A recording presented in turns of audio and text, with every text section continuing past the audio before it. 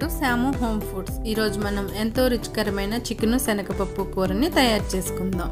చాలామందికి మటను శనగపప్పు కూర తెలుస్తుంది. ఈ కూర అనేది చాలామందికి తెలీదు, ఎక్కడో కొంతమందికి మాత్రమే తెలుసు. ఈ కర్రీని ప్రిపేర్ చేసుకుని సర్వ్ చేసుకుంటే చాలా బాగుంటుంది.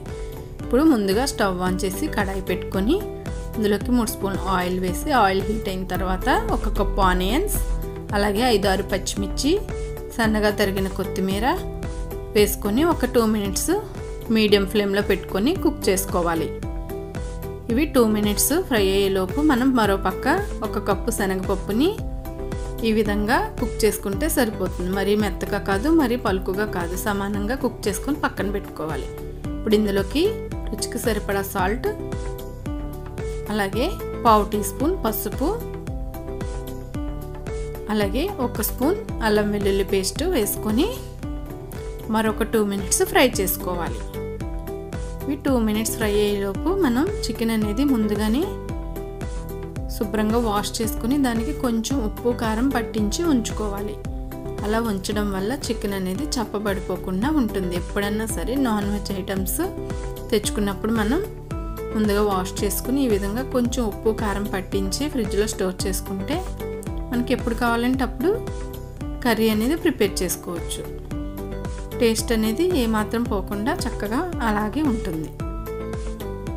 ఇవి ఒక 5 మినిట్స్ మగ్గిన తర్వాత ఇందులోకి మనం కారం యాడ్ చేసుకోవాలి. ఒక 2 స్పూన్ల కారం, అలాగే 1 స్పూన్ చికెన్ మసాలా, అలాగే 1 స్పూన్ గరం మసాలా వేసుకొని బాగా మిక్స్ చేసుకోవాలి. చూస్తున్నారుగా ఫ్రెండ్స్, ఈ విధంగా బాగా మిక్స్ చేసుకోవాలి.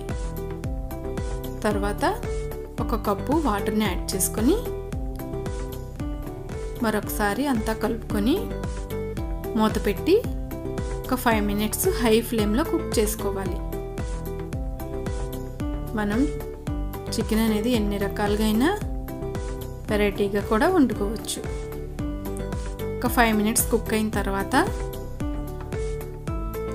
మూత తీసి ఒకసారి బాగా కలుపుకొని మనం ముందుగా కుక్ చేసి పెట్టుకున్న శనగపప్పుని ఇందులోకి వేసుకోవాలి.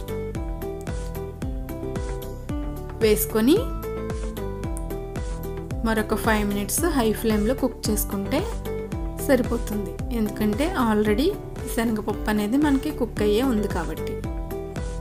ఇప్పుడు మూత పెట్టుకొని మరొక 5 మినిట్స్ హై ఫ్లేమ్లో కుక్ చేసుకుంటే సరిపోతుంది. అప్పటికి మనకి ఆయిల్ అనేది పైకి తేరుతూ కూర అనేది రెడీ అయిపోతుంది. చూస్తున్నారుగా ఫ్రెండ్స్, ఈ విధంగా రెడీ అయిపోయిన తర్వాత ఇందులోకి మనం సన్నగా తరిగిన కొత్తిమీరను వేసుకొని ఒక సర్వింగ్ బౌల్లోకి తీసుకోవాలి. అంతే అండి, ఎంతో రుచికరమైన శనగపప్పు చికెన్ మనకి రెడీ అయిపోయింది. ఎప్పుడు మటన్తోనే వండుకుంటాం కాబట్టి అప్పుడప్పుడు ఈ విధంగా చికెన్లో కూడా వేసి కర్రీ ప్రిపేర్ చేసుకుంటే చాలా బాగుంటుంది.